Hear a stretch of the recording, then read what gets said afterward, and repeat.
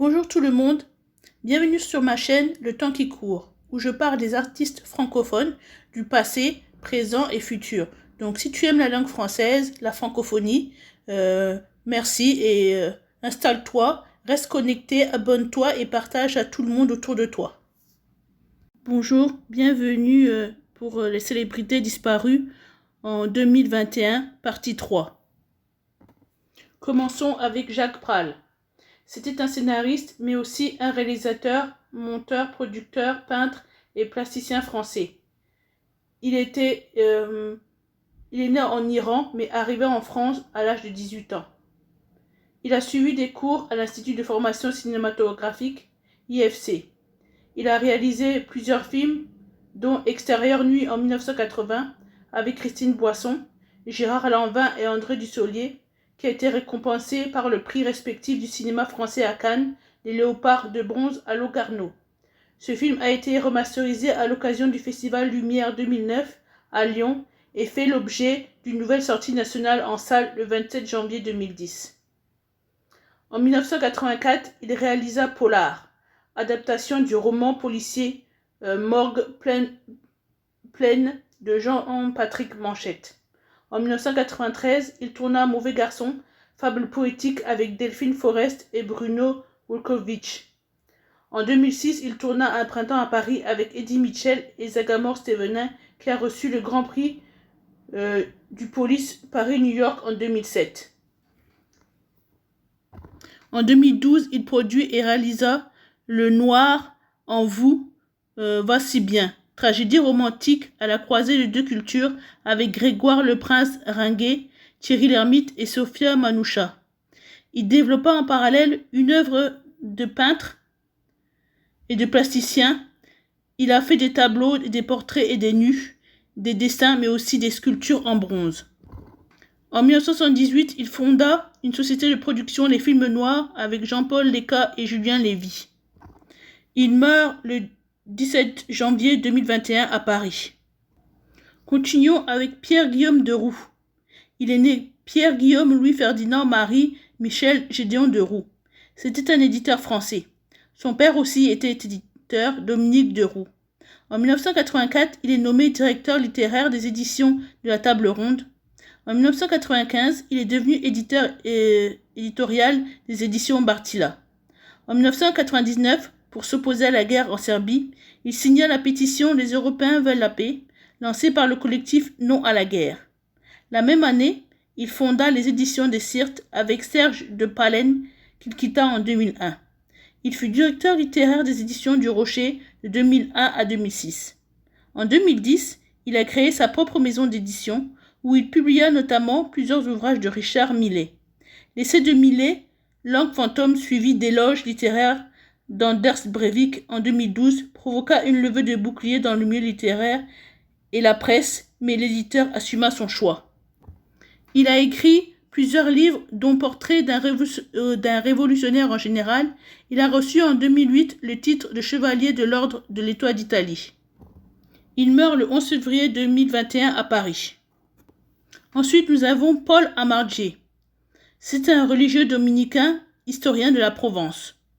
Orphelin de mère très jeune, il est attiré par la vie monastique.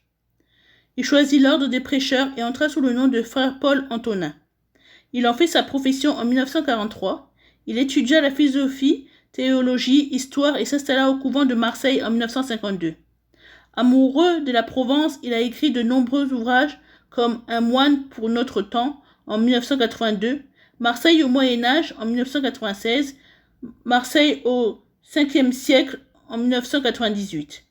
Il a beaucoup collaboré avec l'Institut historique dominicain et travaillé pour le gouvernement de l'ordre après le Concile Vatican II. Amoureux du cinéma, il fut présent au Festival de Cannes en 1958 et 1959 et eut la chance de rencontrer Sophia Loren et Pie XII. Dans les années 80-90, il assura le ministère à l'abbaye de Saint-Victor.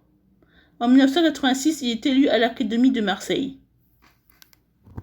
Il meurt le 8 janvier 2021 à Marseille. C'est une commune située en province Alpes-Côte d'Azur. Ensuite, nous avons Moufida Tlali. C'était une réalisatrice, scénariste, monteuse tunisienne. Issue d'une famille traditionnaliste, elle découvra le cinéma grâce à son professeur de philosophie. Diplômée de l'IDHEC, Institut des hautes études cinématographiques, en 1968, elle est revenue en Tunisie et est devenue monteuse de plusieurs films comme Aziza d'Abdelatif Ben Arma en 1980, Les baliseurs du désert de Nasser Kémir en 1984, La danse du feu de Salma Bakar en 1994. En 1994, elle réalisa son premier long métrage, coécrit avec Nouri Bouzid, Les silences du palais, qui remporta le Tanit d'or aux Journées cinématographiques de Carthage, la Tulipe d'or au Festival international du film d'Istanbul, le prix du meilleur long métrage lors du 5e Festival du cinéma africain de Milan. En 2000, son autre film, La saison des hommes, a obtenu le Grand Prix de l'Institut du monde arabe. En 2001, elle fait partie du jury du Festival de Cannes. En 2004, elle a reçu le prix Macmillan Stewart décerné par l'université Harvard. À la suite de la révolution tunisienne, elle est nommée au poste de ministre de la Culture le 17 janvier 2011. Elle est la première femme à occuper cette fonction. Elle laisse 2 enfants, elle meurt le 7 février 2021. Ensuite, nous avons Robert Aupron. C'était un designer automobile français. Au début des années 60, il a rejoint Citroën pour devenir le responsable du style de la marque au chevron jusqu'à la reprise en 1974 par Peugeot.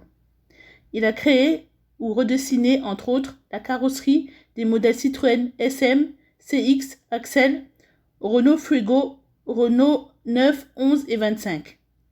Il a aussi développé le système de phare directionnel permettant aux conducteurs de voir dans les coins. Il dirigea ensuite le bureau de style de Renault. En 1986, il a terminé sa carrière chez Fiat où il dessina pour Alfa Romeo. Au début des années 90, il était consultant indépendant en matière de conception et style automobile. Il laisse une technologie d'avant-garde devenue commune à tous les grands constructeurs français. Il meurt le 29 mars 2021 à Antony, qui est une commune d'Île-de-France. Après, nous avons Christian Wigan Toumi.